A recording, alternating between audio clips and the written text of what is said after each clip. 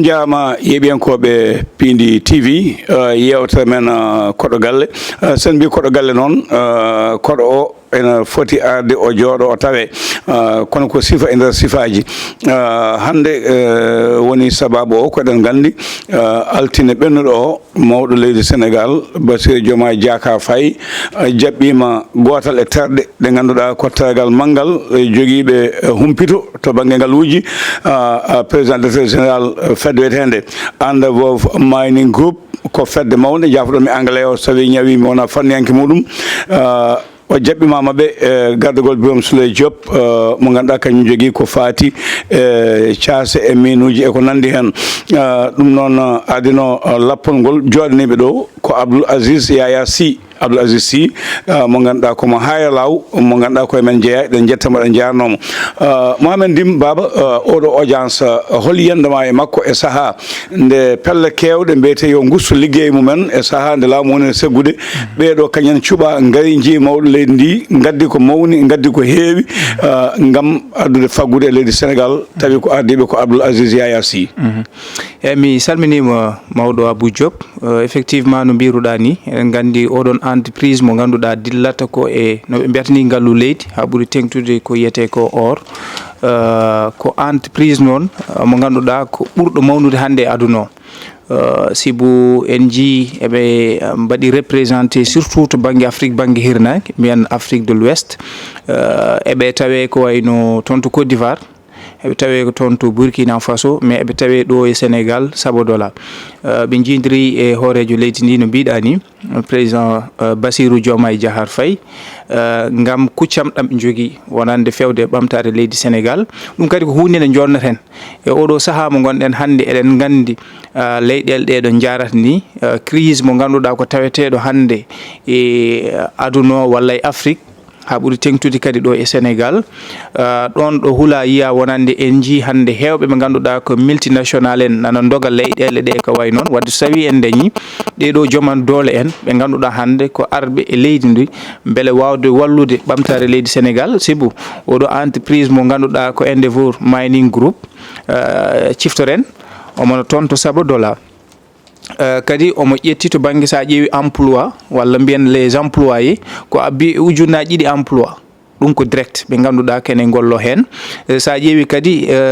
vraiment wallude koɓe mbiyata ko e ɓamtare leydi Sénégal surtout to banggue golle mbaɗi surtout jokkodiral mabɓe e Sabodola to banggue ngaalu leydi or e ko way noon kanŋe ɗe waɗi représenté à 64%. wadde ɗum ɗon ko ɗum fartange ganduɗa e oɗo audience ɓe kaali ɗum surtout to banggue koɓe mbiyata ko énergie ha e ko way noon ɗum foof ma ɗum won kuccam ɗam ganduɗa ko hunde nde ɓe jogori addande leydi Sénégal mboɗo sikki ɗum ɗon ne kadi ko ɗum ɓamtare mawɗo Abou Mohamed Ndim sen ƴeewi Sabodola no mbiɗa ni 64% e production ko fate ɗum ko toon woni kono kadi société ɗiɗi mawɗi hono Teranga Gold Operation mo ganduɗa laamu Sénégal ene jogui hen 10% e Sabodola Gold Aziz Sy kanko ɗowno ɗeɗo gollorɗe omo humpiti ɗum no feewi fodde hono 300 kilométre carré fodde 1000 kilométre carré hen banggue e 8 permis de recherche ɗum ko kanko ɗowno ɗum eɓɓo mabɓe ha lan 2029 gueɗe mbaɗe ni ɗiɗo société ji mbaɗe ni so tawi gaari leydi hol yiyande nde poɗɗa yiide ni ɓe poti jaɓɓoradeɓe hol gartam jogoy addande leydi ndi banggue golle ko ɗum kabaru belɗo kadi ko ɗum hunde mawde nde ɓesguji ɗi poti jaɓɓade sibu kamɓe oɗo entreprise Endeavour Mining Group en 2024 e rapport jaltuɗo en 2024 kamɓe to banggue production mabɓe ɓe mbaɗi kone tolno e 64% to banggue production de l'or toon to Sabodola wadde eɗen gandi wona hunde famɗude simbo yimɓe fo ene gandi hande so tawi a ƴeewi dans les pays golfe hande so tawi a yeehi ko wayno Arabie Saoudite en ko wayno Kuwait en ko wayno ɗen hande nokkuji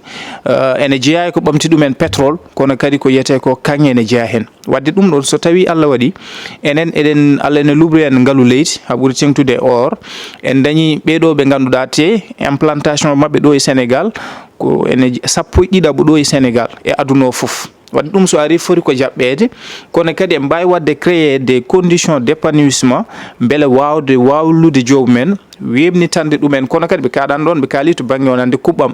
koɓe mbiyata ko to banggue kuɓɓam beele wawde wallude to banggue énergie e ko way non to leydi yiɓɓe ngaluji goɗɗi goɗɗi leydi ndi koɓe mbiyata ko énergie électrique ɗum ɗon foof ma wallu leydi ndi beele wawde dañde autonomie wawde kadi wallude ɗum beele wawa ɓamtade faggudu ɗum ɗon ne kadi ene adda ɓamtare to banggue hande usude chômage ustude caɗele ɗe ganduɗa kono kadi ustude ñamle ɗe ganduɗa laamuji men nane ñamlo tawi janggo e jaam so tawi cohli ma dañ ɗo nokki e gafekeji mumen tawi ko ɗo e nder leydi ndi ummi mawɗo Abou kono wona 200 milliards ɗo gaynirten naata e boñ laamu wallita laamu to banggue keewal ɗowde suseyi tati walla nayyi addude faggudu e nder leydi Sénégal holkongol ma cakkitol taw ko ɓiɗɗo Sénégal naajo jibinaɗo e haaya law e nder Fouta to jangguiɗo mawni ɗo yeeyi caggal leydi dañi ko so hokkama ndeɗo hoolare hono Abdoul Aziz Yaya addinama ɗeɗo golle dañi gartam dañi jencude holkongol ma faade makko e aɗa andi mawɗo Abou ɓe ciftinen kadi ni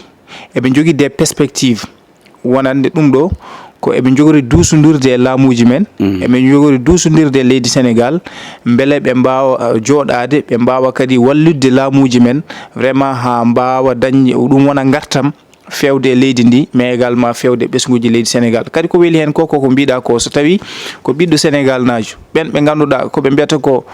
leñol ana sohli ɓiɓɓe mum kono kadi leydi ene sohli ɓiɓɓe mum ɓe ganduɗa ko jangguɓe jeehi caggal leyɗele nde mbawno wadde toon servir nde mbawno yaade ne nafa toon kono garti e leyɗele mumen gaari wadde servir ɗum ɗon kadi ko ɗum tigui woni koɓe mbiyata ko patriotisme ko ɗum woni tigui ko mbiyata ko guendiyankagal wawde arde addude ɓe ganduɗa ko multinational en gara e leydi ndi wawde gollade donc vraiment ɗum ɗon ko ɗum hunde wonde fayida kono kadi enen en parnorto nde tawno ko jeeya ko emen ɗum ɗon ne ko ɗum ko yettere Allah ko wadde kadi surtout hande laamuji men wawde ƴewde waɓeno on mo ganduɗa ko Abdoul Aziz Sy en wawde altoyade addoyde ɗumen beele wawde ɓamtude leyɗele mumen ɗum ɗon ne kadi sibu ne heewi ɗo jiyannoɗen ko jananneɓe garat vraiment yidde ɓamtude leyɗele men neɗɗo wawa ɓamtude goɗɗo wawa ɓamtude leyɗele jananɗe surtout enen ko mbiyeten ko wadde so tawi ko jeeyaɗo e leydi jeeyaɗo e ndin ngendi ari addi doole mbaɗi ni gam wallude leyɗele ɗe foti ko jaɓɓede mais également foti ko ŋeɓmede vraiment dokke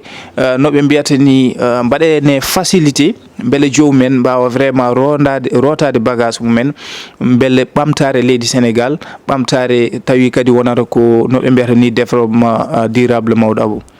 a jaama yiyande fannu yanke e nder yewtere koɗo galle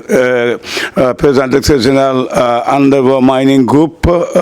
gollotoɓe ko fate ngal o haali gaddagol Birame Souleye Diop Bassirou Diomaye Diakhar Faye jaɓɓimama e galle laamogo leydi weltima e golle mabɓe golle goɗɗe ma jobbu ma gardu no yarini sala lamɗo jaaɓi fulanno ɗum ko Abdoul Aziz Yaya Sy en jettimo jarnimamamo yo Allah junnu balɗe moƴƴina battande en jetti Ousseynou Dianka wondude Malaw Keɓe e dendagal seela makko ko ɗo ka ten ha lawgol ngol sala lamɗo jaaɓi